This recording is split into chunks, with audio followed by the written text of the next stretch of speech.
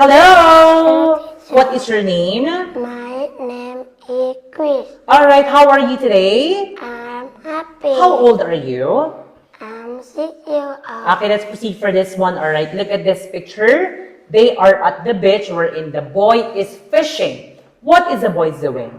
Swim. Great job. Can you run? Yes or no? Yes. Yes, of course. Now, how many fish are there? 2. 2. Very good. Are there 5 boys in the picture? Yes or no?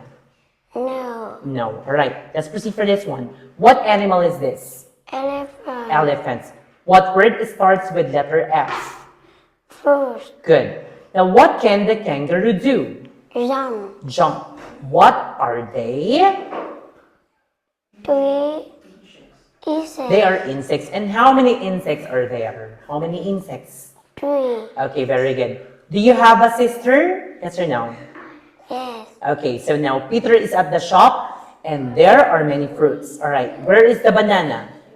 Banana. Okay, good. Now, how many apples do you see? 2. 2 apples. And what is the boys doing? Eating.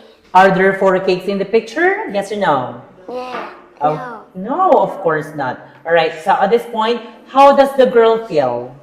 Is she happy, sad, or angry? Happy. Okay, what food do you like, my dear? I like I like hamburger. you like hamburger. And how many oranges do you see? 1. All right, so that's all for tonight. Goodbye and thank you. Goodbye. All right.